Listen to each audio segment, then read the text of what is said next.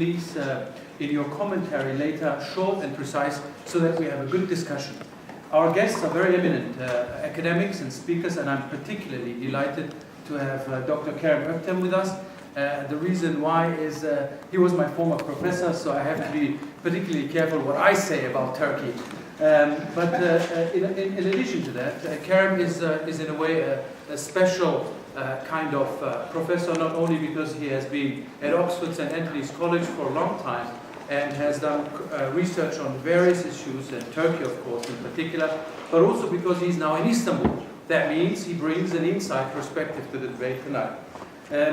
Also, of course, I don't need to introduce Dr. Bill Park. He is a man known in the circuit, and everyone who knows or is interested in Turkey has to come one way or another to one of his lectures or read one of his books one way or another. I'm very, very proud to have him today here. Very privileged to have our first speaker of this evening, Professor Banu Dalaman. Very glad to have you with us. Director of the Center for Turkey Studies from the Istanbul Aydin University. She is giving us a PowerPoint presentation, which is, as far as I remember, a first in the House of Parliament since its creation, probably. So if I may say, 10 minutes each for every speaker, if that's okay. I'll be ruthless in cutting and interrupting it, and I hope that this generates you to bring your points together and also open it to the floor for further questions. I think that's the best way. On the issue of Turkey, I don't think I need to say anything about the current developments in Turkey. Anybody who reads twice a week the newspaper knows that there is something going on in Turkey which is really shaking the political foundations, if not other areas, and we have to look into this from not only a layman's perspective, but also from the view of experts such as tonight's who are with us. Mrs. Banu Dalaman, the floor is yours. Thank you very much. Thank you, Director. Distinguished guests, ladies and gentlemen, before we start, I want to thank Mr. Stuart Andrew to host us here, because we are here for a specific basis. I came here with my students from Istanbul University, and for the opportunity he hosted us here for tonight. And also I want to thank Mr. Ibrahim Doğuş who organized this evening for you and for us. I think Mr. Andrew has to go to a meeting. And before I start, I want to present him a plaque of our university, if you permit us.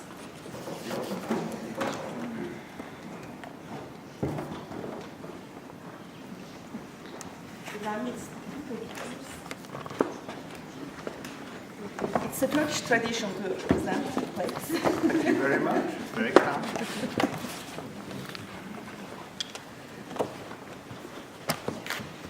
Oh, it's a Turkish. Oh. Thank you. The airplane. Oh, very kind. Thank you very much indeed.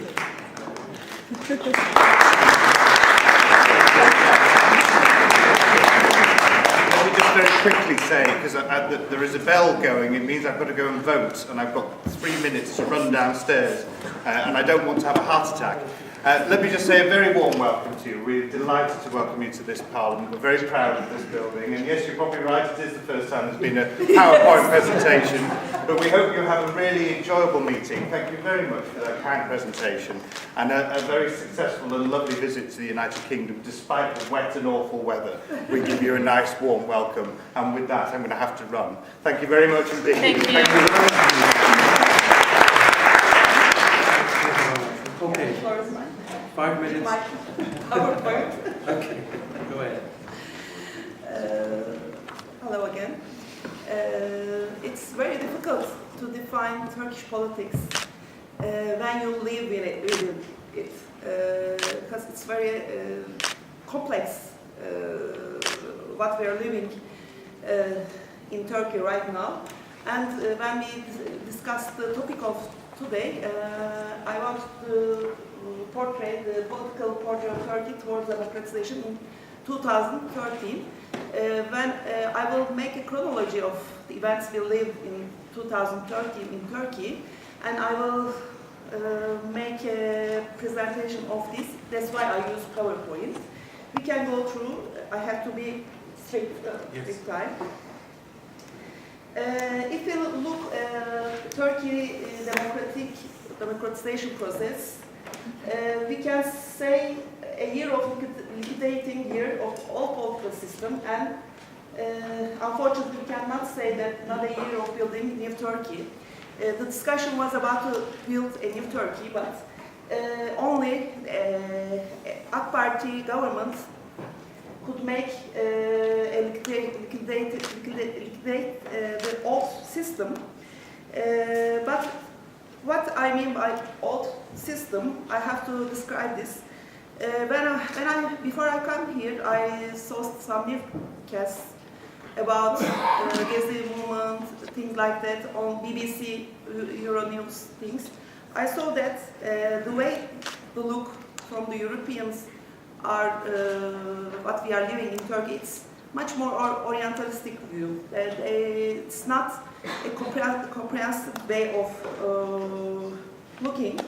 And I want to explain you a little bit about our traditional old system. What I mean by old system.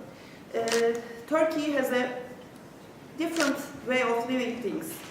This is the political culture that we have. It's a top to bottom tradition. What I mean by that, if you go back to Ottoman times, the Ottoman dynasty were ruling, and the landlords were dominating the free Muslims. The only community that we had on those times, the free Muslims, as people on those days. There were some religious minorities and with special rights. And the free Muslims have to have the tradition to be dominated. And when the Turkish Republic, new Turkish Republic, has constructed, this time this CIP, Committee of Union of Progress, which was formed by bureaucratic and military elites, this time tried to dominate the people. And the free Muslims were very ignorant, and there were not really a civil society in Turkey right now. And this CIP, Committee of Union in Progress, was trying to model Turkey in a way of modernization. They were trying to copying the Western civilization, Western way of values, Western way of democratization. But this doesn't mean anything to the people of Turkey on those days. And recently, AK Party, the governing party, came to the power with discourses of freedom and freedom of expression, with reforms to enter in EU, blah blah, in 2002. But after the election of 2011, we saw that they tried to model Turkey in other way. They stopped their way of talking about freedom of expressions. They stopped this, and they tried again to model Turkey as a Sunni Muslim way. For example, if you want to see in deep the Gezi Park movements, it's not just protest for some trees or some things of leftist movement. These were mostly the Alawis movement, because when you see the Gezi movements thing, because Recep Tayyip Erdogan wanted to model Turkey as a Sunni Muslim, and the Alawis was the outside of Turkey, and they reacted mostly in Gezi Park. 70% of the protesters in Gezi movement were Alawis. We have to look at Gezi Park movement from this point of view also, and Kerem will open this debate later.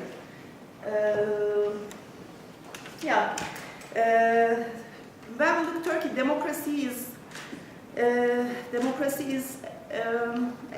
in Turkey we have another way of pursuing democratic way, I think.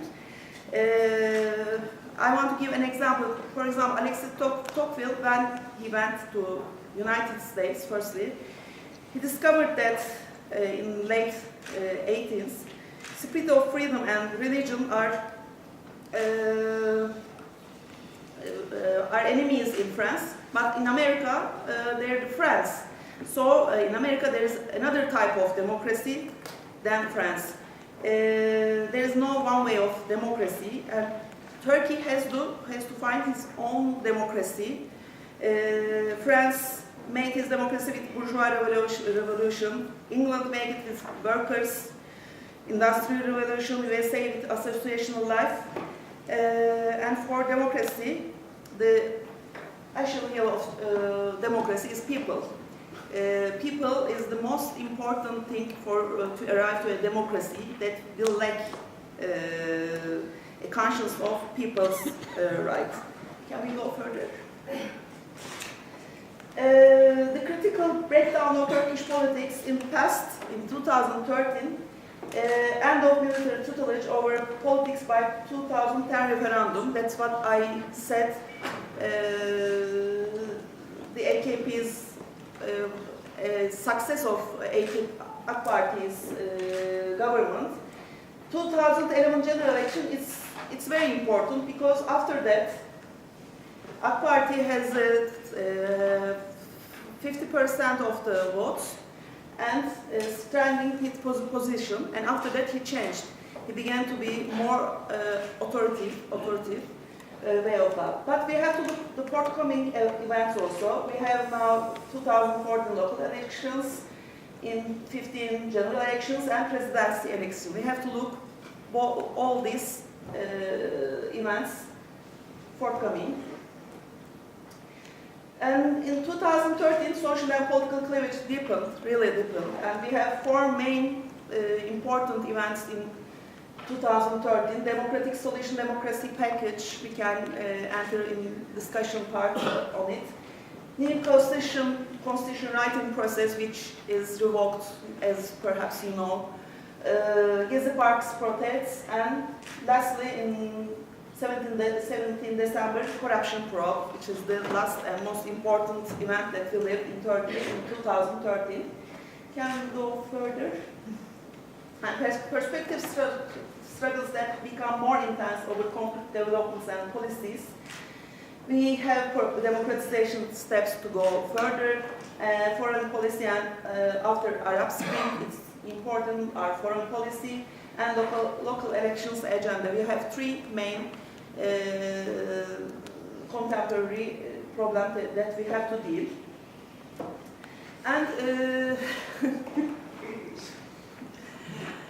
perhaps you don't know him. I tried to look at, I made a chronology of all the parties in the government, in parliament right now. The government party, Justice and Development Party, we can say AK Party, and the Prime Minister Recep Tayyip Erdogan. And their agenda for 2013, PM Erdogan expressed the government's willingness to negotiate with Abdullah Öcalan in a TV newscast at Turkish Radio and Television Corporation. It was on December 20th, 2001. Fourth judicial package, a draft about human rights and freedom of expression passed into law by General Assembly of Turkey. It's important, Kerem, perhaps you can enter in it.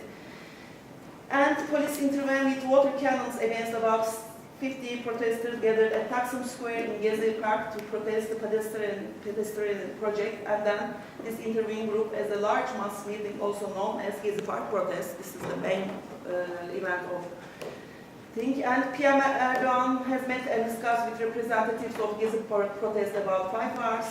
The first and largest meeting of Respect to National Day roadshow started by PM Erdogan at June 16th at an alternative place to Taksim at Kazlıçeşme. He created a new palace for gathering people. And PM Erdogan announced the democratization package, which includes 28 crucial subjects, were very crucial.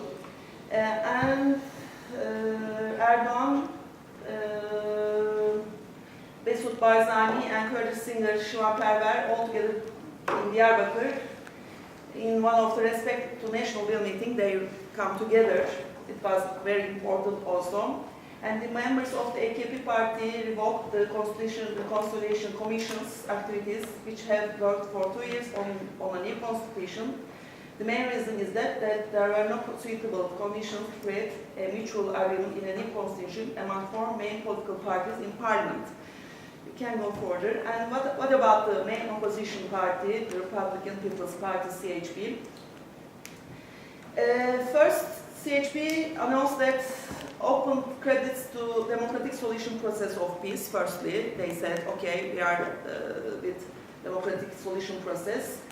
But later on, Birgül Ayman Güler, CHP MP of Izmir, made a speech at Turkish National Assembly announcing that Turkish nation and Kurdish nationality cannot be equalized.